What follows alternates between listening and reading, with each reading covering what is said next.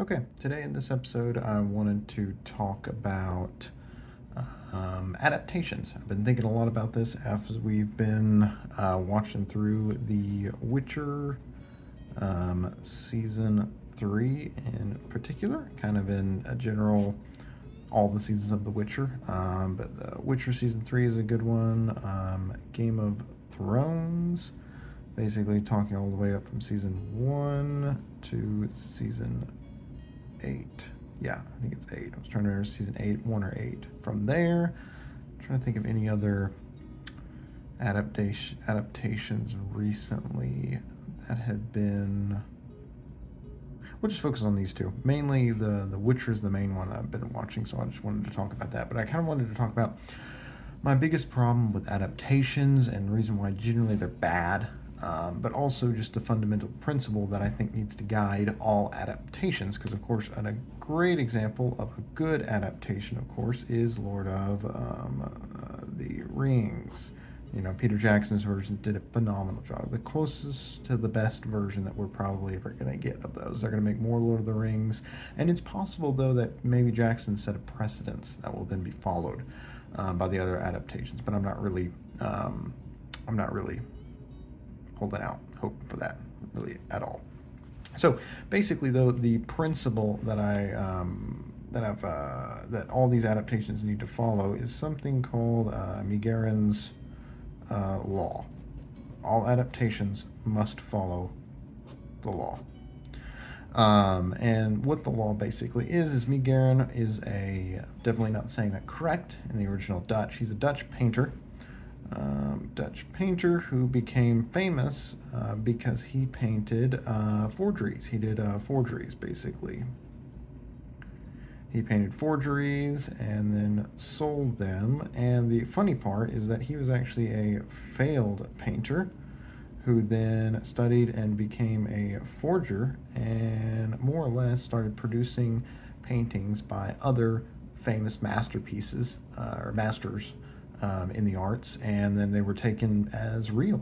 And basically from there, he was able to kind of take it and sell these paintings for lots of money, which is always funny because it's just like everyone said that he sucked as a painter, but then he was able to turn around and make forgeries that were able to fool these same people as being from the greats, you know, from Vermeer. I did a sketch of one. This is Vermeer's painting. Meegeren didn't do this one, but he did do some other versions of other adaptations of Vermeer's work. Basically from here, and we'll add that. So basically the idea though, but Meegeren's law, what the name of the law comes from is that with all adaptations, it either, in my opinion, needs to be 1-to-1 adaptation,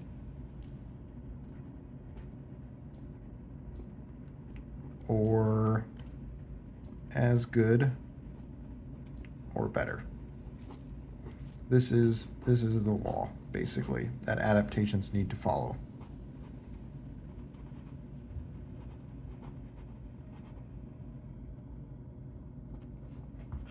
Adaptations. The reason why is because if you take, let's say, for example, that we have a really, really good story. Usually, let's say, a series of books, basically, and these are straight up amazing. Amazing. And basically then, of course, what happens is it builds up a fan base. You know, you've got a whole, popularity. There's a whole community built up around these books, basically. And then along comes a studio who says, hey, wouldn't this be cool if we turn this into a TV show or a movie? And build them into these. Now the problem that they usually end up with, and this is the reason why I think they just people who do these adaptations have no excuses. They already have a story that works and is really popular, so they don't need to invent anything new. That's the biggest problem. Like, they already have a complete story, but for some reason there's been a history and tradition of adaptations where they have to retell. Basically, all of these need to be a retelling, basically, of the story with their own viewpoints, which is funny to me because if you are not a successful if you're not a successful writer or anything like that, and you're going to take some adaptation from the greats, it needs to be as good, or you just need to do a one-to-one copy of it, basically. So if you're going to go in here and take this well-established story and everything, it's like, who are you to change it? Should you add, let's see, the great question is, let's see, should Beethoven's Fifth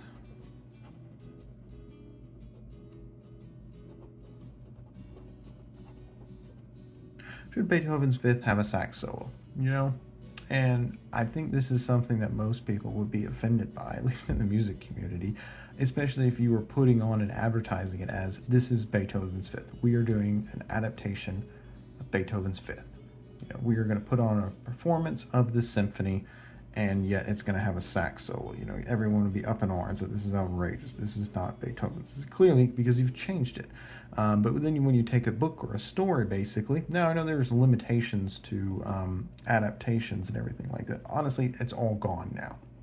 With CGI, you can do recreations of literally everything. Honestly, with practical effects, and Jackson proved this in his Lord of the Rings adaptation, with practical effects, you can do just about anything at this point if you're motivated enough or talented enough, or probably just motivated enough and you're able to get the money together. And that's what you're able to do with it. So from here, what we've got is we kind of have this problem of stories who go, and this is usually the myth that try and go, is they want to appeal to a wider audience. Wider audience, basically. And this is what they're trying to build towards, which usually what this involves, the key component to this, is it involves destroying what made everyone like it to begin with. And so what you end up with is, at the end of it, is a story that no one likes. This wider audience doesn't care for it. The original fan base doesn't even care for it. There's no cult following or anything like that you can build off of or kind of work towards. Nobody likes it, and then what happens is, and then it fails, and then someone makes up an excuse as to why it fails, like toxic fan base, which sometimes it could be very much that, but I mean, it's also very likely that the fan base could be toxic, and you could also be a terrible writer. Like, it's very, very, very, very, very likely that both of these are the case.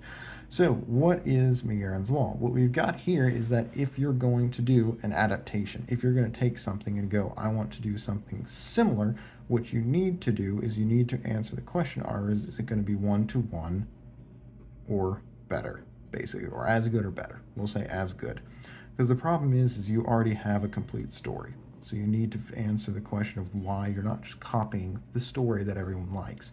When with The Witcher, what we want to see is we want to see the books go to the screen. Basically, this is the point that we want to see. We want to see, Henry Cavill and all these actors and actresses and everything. We want to see them bring our characters to life before our eyes in an adaptation. Problem what we got is we got somebody who did not follow the law. Because the problem is nobody would have cared if they changed the story if it was good. And an example of this actually is an interesting one called The Witcher 3.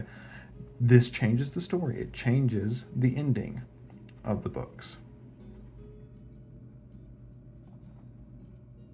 Changes the ending, and then it develops the character. Essentially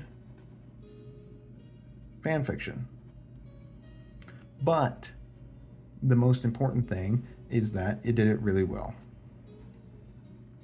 And so what you've got here is you've got a story that did really well, and it really managed to capture the essence that everyone was after, to where this quote-unquote wider audience, it was able to appeal to this wider audience despite after everything.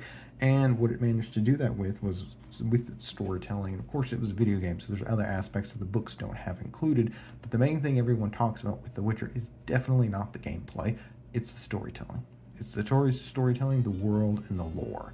That's what everyone's super into, and that's what everyone's about. And this is the reason why they succeeded, because they didn't copy anything or anything like that. They managed to do their own story that was as good. And this is something that the showrunners for The Witcher Season 3 just completely failed, is because they didn't.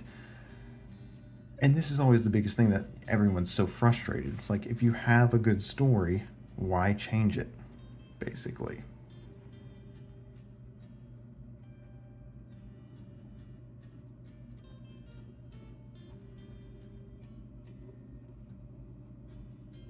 If the story's good, why do you change it? Why are you, a little bitty adapter, the screenwriter or something, who are you to go into the greats and say, this is something that needs to be changed, this is something that needs my input? Because clearly this person who wrote the original story that somehow got popular enough to get a studio out of it, somehow you know better than they do, and therefore that gives you the right to go in and change their story and start adding stuff, basically. Because what you've got here is all of this is this, and then this is your contribution here. This is your contribution right here, basically. We got the original, let's see.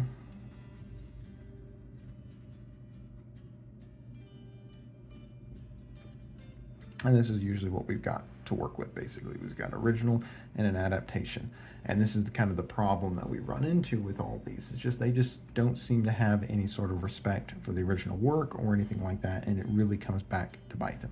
And this is the reason why I wanted to come up with this and try and talk about this, especially because we're going to be getting continually new adaptations, because nobody wants to come up with any new original IP or any new original stories. They want franchises, they want sequels, they want everything like that, and this is just how it generally goes. But this is what I want you guys to think of, is does this story, does it follow Meegeren's law, basically? Is it as good of an adaptation, or is it done in the style of it? So, but yeah, that's all I wanted to talk about. I hope you guys enjoyed this, and I will see you in the next one.